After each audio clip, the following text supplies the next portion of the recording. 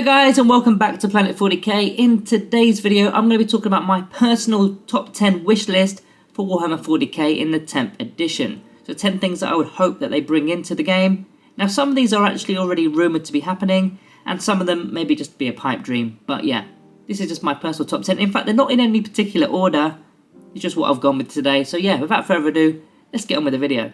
So first of all, at number 1 we've got free digital rule set. Now this is already actually rumoured to be within 10th edition, but it would be very decent if the rule set was actually available for free, rather than having to pay for a big chunky core rulebook that literally goes out of date within a matter of months, because of course FAQs, chapter approved books and all that kind of jazz literally make it redundant quite early on. So having to spend extra money on the rulebook I don't think is fair to the consumers, so having a free digital rule set that's always updated for us to use would be absolutely fantastic. So that's my number 1. Number 2, this one gets onto the actual mechanics of the game. I would just remove command points completely out of the game. I think they're just tying us down in terms of time. Now what I would prefer to do for things where you would spend command points such as stratagems, warlord traits and relics, I would just incorporate them within the actual data sheets. So for example, every single unit within your Codex will be eligible to have a stratagem that only that unit has access to, and it's built within their data sheet, and you could purchase that ability for points, or maybe it's just a once per battle item or something like that. So like I've showed with this example here on the screen with the Flayed One's datasheet, just put the Storm of Flensing Blades ability, or it's actually a stratagem at the moment of course, but make it an ability and put it within the datasheet. Make it something that you can pay extra points to have, almost like a piece of war gear, rather than having an actual stratagem where you're paying command points, because if we can get rid of command points, that will make the game run much smoother. Of course you would have to pay extra points for this piece of war gear, maybe it's 3 points per model, maybe it's more. I think that's a way of actually removing the command protocols. And you can also do that with warlord traits and relics. There's no need to pay command points, we could just have them built in and then you just pay additional points for those warlord traits and relics. Of course we still should keep the restrictions on how many of those we can actually take in our lists, but yeah, just make it a points thing, it's so much easier. Number 3, well it kind of relates to number 2. If they can't do that, if they can't remove CP, then simplify the stratagems. Remove all the gotcha moments, because yeah, that absolutely stinks the game out for me in my opinion. Unless you're playing competitively at the top end in tournaments and stuff, I just think in your more casual games, I don't think it makes for a nice experience when your opponent brings out one of these stratagems that completely changes the game and you weren't aware of it. Maybe because you're new to the game, or it just completely caught you off guard, because I would personally just have them within the data sheets. If you've got, say for example, Necron warriors, give them access to one stratagem that only Necron warriors can actually use,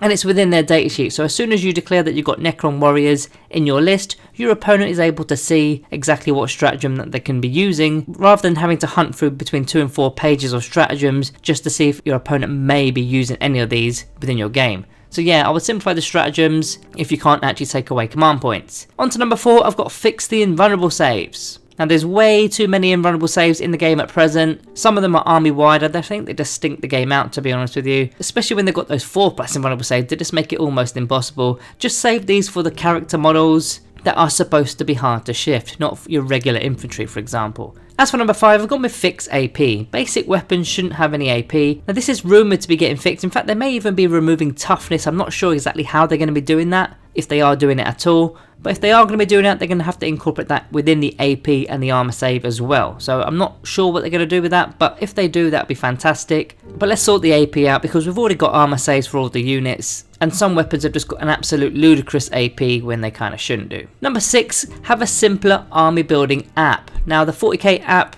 when it was first released, I was definitely on board with it, but it had so many bugs, so many problems, and it was just quite an overly complicated app to use when you're comparing it to other apps such as Battlescribe for example, which is the most commonly used app for building your armies with, which I just think kind of makes this all a little bit laughable that we've got Battlescribe that is doing a better job at an army builder app than GW can actually do. So yeah, they need to sort that out, get us all back to using their app, and just simplify it for us all to use. Number 7, I'm going into the terrain now. Terrain needs to be simplified. Now how long has it been since 9th edition came out? Is it 3 years? Whatever it is now. People are still misunderstanding how terrain actually works even to this day. They need to simplify it or just change it up a little bit. To be honest, I'm not sure what they can do. It's definitely better than it was in previous editions, but it does definitely need a look at. And just to simplify and to tidy up, because there's just way too many rules, way too many terrain traits. Make it simple and easier to use.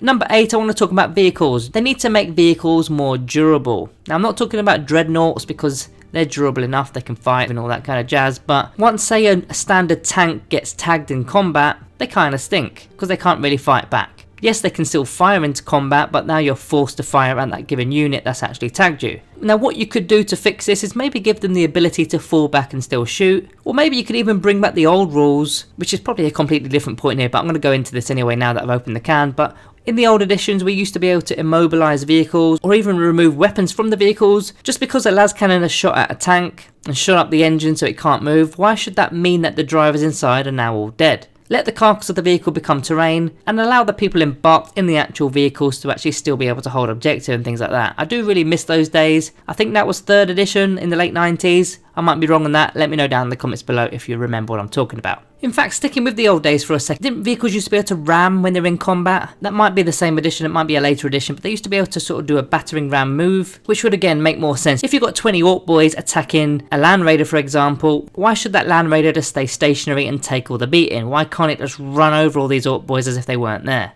Doesn't make sense to me. On to number 9, we've got Stop the Codex Creep. Now we already have the MetaWatch balance sheets. We don't need a Codex to come out and try and trump the one that's previously been out. Now of course this is a tactic that GW used to create new sales, or possibly get power gamers to change armies and spend a load of money. But they don't need to have this Codex Creep system in place because it just ruins the game, it makes the game completely imbalanced. Then they've got to then fix the game with MetaWatch updates, but they're going to be doing that anyway. So let's tone down the power creep just a little bit there, GW. On to number 10, the final one of my list. I've gone with keep all the rules in one given location. Now when I'm playing my games, I don't want to dance between my out-of-date codex to my out-of-date rulebook, to an FAQ that's online, to then a balanced data slate that's online, and then a points change document that's online, to then my latest chapter approved book, which currently is the Arcs of Omen, but I've got a whole stash of these things, the Nephilim book, the Nachman book. I've got all these books just literally everywhere in this studio, and pretty much most of them are redundant and out of date. Now there of course is Wahapedia, which is quite commonly used throughout the 40k community, and it is actually fantastic to be honest with you. But again, just like with the Battlescribe app, it kind of shows you that GW are dropping the ball here. Having a random website do a better job than GW can do at running the rules, again, is quite laughable. So yeah, GW needs to pull their finger out and get on top of this.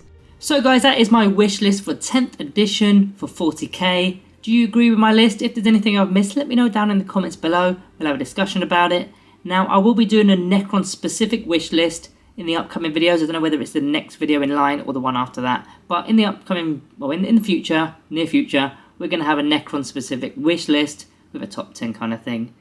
So yeah, other than that guys, all that is left to say. Thank you all for watching, and I'll see you next time.